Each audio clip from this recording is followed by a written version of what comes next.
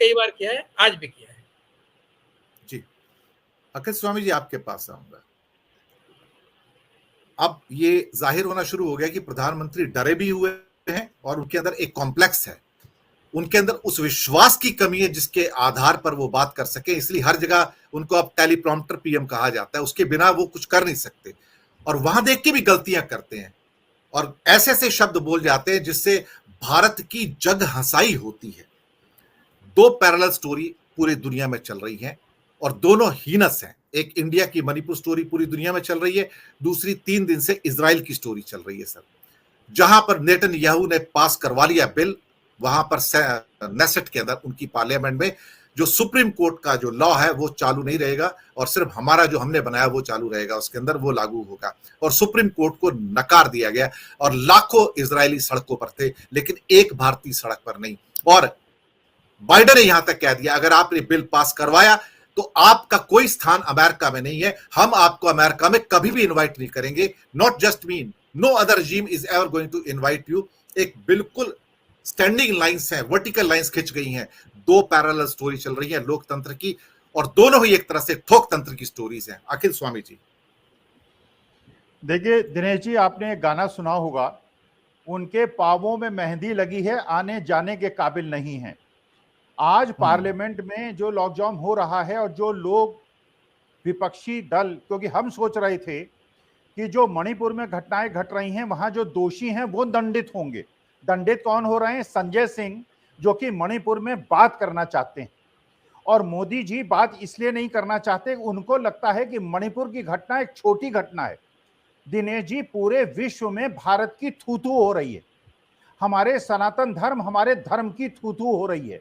और ये माना जा रहा है कि हिंदू धर्म जो समावेशी धर्म था, जो सबको समेटने वाला धर्म था, वो इतना निकृष्ट कैसे हो गया कि जिस नारी को वो पूज्य समझता है उसको नग्न करके परेड कराता है और रेप करता है और मार देता है, जो हमारी छवि बन रही है पूरे विश्व में। लेकिन मोदी जी के लिए छोटी घटना है, उनको लगता है ये उनके लेवल की नहीं है और इस लेवल पे वो बात नहीं करेंगे। उनको परेशानी किस बात से है? अगर ये विपक्ष कह रहा है कि हम चाहते हैं एक लंबी बहस हो, आप चाहते हैं राजस्थान में बहस हो, छत्तीसगढ़ में हो, वेस्ट बंगाल में हो, उसमें भी एक एक दिन की बहस कर लीजिए, मणिपुर में 3 दिन की बहस कर लीजिए। देखिए, वास्तविकता में हम लोगों का दिल फटा जाता है। हम देख रहे हैं एक सीमावर्ती इलाका जो कि संवेदनशील है, जो चीन और म्यांमार से जुड़ा हुआ है, वहां आप धार्मिक और सामाजिक विद्वेष पैदा कर रहे हैं, देश को तोड़ रहे हैं।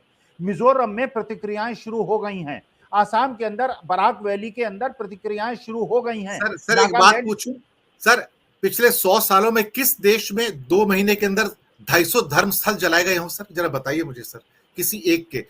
यहां तो एक मंदिर जल जाता है तो इंडिया तूफान खड़ा करता है, पाकिस्तान ने मंदिर में आग लगा दी, आपने अपने घर में 250 चर्चों को आग लगा दी, सर कोई क्वेश्चन नहीं करता सर?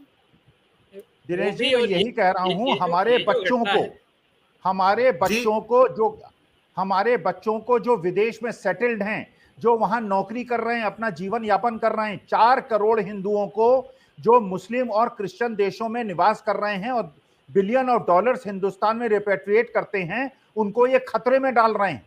पहले इन्होंने मुसलमानों से पंगा लिया, अब ये क्रिश्चियनों से पंगा ले रहे हैं, ये पूरी दुनिया से पंगा लेंगे, हिंदुस्तान के अपोजिशन से पंगा लेंगे, ये क्रिश्चियनों से पंगा लेंगे, ये मुसलमानों से पंगा लेंगे, ये सबसे पंगा लेंगे। राफेल इसलिए खरीद रहे हैं कि वहां पे कमीशन मिल रहा है, चीन पे आपको यूज करना नहीं और पाकिस्तान को यूज करने की आवश्यकता नहीं, हमारी सेना 2 दिन में पाकिस्तान को निपटा सकती है। तो ये अरबों रुपए के, एक एक लाख करोड़ के जो ये यान खरीद रहे हैं और यंत्रिकी खरीद रहे हैं, किस लिए खरीद रहे हैं? तो वास्तविकता में देश की छवि पूरे विश्व में आज की तारीख में इतनी ज्यादा खराब हो गई। और आपने कहा हिंदुत्व को ये बदनाम कर रहे हैं, ये हिंदू नहीं है जो लड़कियों को, महिलाओं को, एक जो स्वतंत्रता संग्राम सेनानी है उसकी पत्नी को, 80 साल वृद्धा को जला के मार देने वाले, और हमारे देश के लिए कारगिल का युद्ध करने वाले सैनिक की पत्नी को नंगा करके रेप करने वाले हिंदू नहीं है, वो हिंदुस्तानी नहीं है। सर वो जो गला काट के लटकाया गया वो कौन से हिंदू थे जिन्होंने लटकाया दूसरे समूह के आदमियों को सर? ये तो आईसिस करती है, गला काटने का काम तो आईसिस और अलकायदा किया करते थे, भारत में हो रहा है सर ये।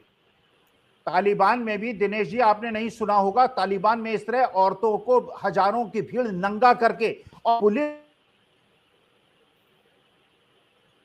जो है सर पुलिस अनम्यूट कीजिए। हाँ, पुलिस जो है वो सौंप दे और पुलिस जीप में बैठी रहे और एफआईआर लिखाने में टाइम 15 दिन का लगे।